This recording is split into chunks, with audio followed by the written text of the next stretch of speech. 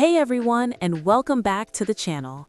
Today we are taking a deep dive into the world of web application security.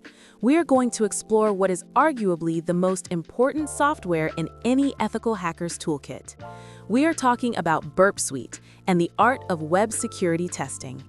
If you have ever opened up Kali Linux with the intention of testing a website, you have undoubtedly seen that orange icon. But today, we aren't just going to look at the interface. We are going to break down exactly what this platform does, how it functions, and how it essentially turns your standard web browser into a highly precise surgical instrument for vulnerability analysis. To truly understand this software, you have to recognize that it is not just a single standalone application. It is the industry-standard workbench for ethical web application security. Think of it as a fully integrated platform engineered from the ground up to support the entire web application security testing process. When you launch it, you aren't just opening a simple scanner, you are opening a dedicated environment where attack surface mapping, vulnerability scanning, and deep exploitation all happen in one unified, seamless space. It is designed to take you from the very first stages of reconnaissance all the way through to exploiting deeply hidden, complex vulnerabilities. The most fundamental concept to grasp when learning the software is the idea of controlling the conversation with an intercepting proxy. Usually, when you use your browser, your computer talks directly to a destination server. You click a link, and the server gives you the page. Burp Suite changes this dynamic entirely. It sits directly between your web browser and the destination web server, acting as the ultimate middleman. Every single outgoing request you make and every incoming response the server sends back is paused. This allows you to inspect and rewrite headers, modify cookies, and alter parameters in real time before they ever reach their destination. You could intercept a request that says your age is 25, change it to 1,000,000, and forward it just to see if the server crashes. As you get more comfortable with this middleman position, you start to realize the brilliance of the software's modular architecture.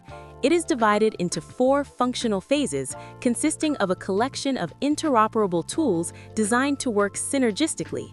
Traffic and data can be passed instantly between these distinct operational phases. We have mapping and reconnaissance for discovering the site layout. We have manual interrogation for deep inspection of specific requests. We have automated exploitation for scaling your attacks, and deep analysis for breaking down complex data. You don't just use one tool, you pass findings from one phase directly into the next. Let's start with the first phase, mapping the attack surface and uncovering hidden infrastructure. When you first approach a target, you need to know what you are dealing with. This is where the target tool comes in. It automatically builds a visual sitemap as you browse through the proxy. It structures everything into neat folders. But you don't want to click every single link yourself. That is why we use the spider or crawler. This acts as your automated scout. It rapidly follows links and submits forms to map out the hidden corners of the site, revealing backup configurations and hidden files you might otherwise completely miss. Once you have mapped the site and found a juicy target, like an API or a login form, you move to isolating and interrogating individual HTTP requests manually. This is the domain of the repeater. The repeater is a dedicated sandbox for fine-tuning your exploits. Instead of going back to your browser, filling out a form, and clicking submit over and over again, you simply send that specific request straight to the repeater sandbox. Here, you can tweak the parameters, modify the content length, inject malicious payloads, and resend the request instantly to observe the server's behavior without ever refreshing your actual web browser. Of course, manual testing only goes so far. When you need to scale your attacks through automated payload injection, you bring out the heavy artillery, the Intruder. The Intruder is a highly customizable engine used for brute-forcing passwords, fuzzing hidden directories, and cycling through thousands of attack strings to identify vulnerable server responses.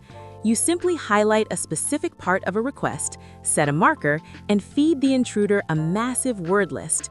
It injects thousands of different payloads from your list in rapid succession. Then it logs the server's response for every single attempt, making it incredibly easy to spot which payload successfully bypassed a filter.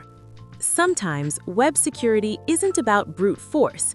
It's about validating session security through statistical analysis. If a web application generates predictable session IDs or CSRF tokens, an attacker can simply guess the next token and hijack another user's account. To test this, we use the sequencer.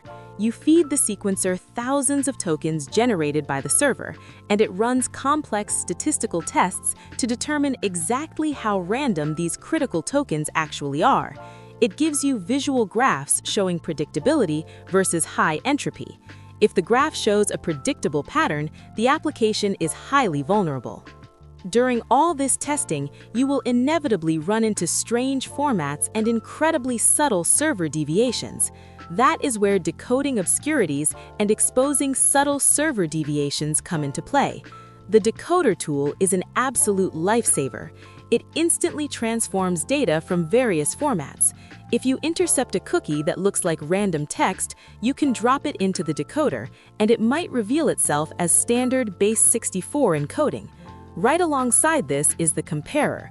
The comparer highlights microscopic differences between two separate server responses. If you are performing a blind SQL injection, the only difference between success and failure might be a single byte, and the comparer spots that deviation immediately. While all these tools are incredibly powerful on their own, integrating them perfectly within the Kali Linux ecosystem unlocks their maximum potential. Built on Java, the application is completely cross-platform, but Kali is where it truly shines.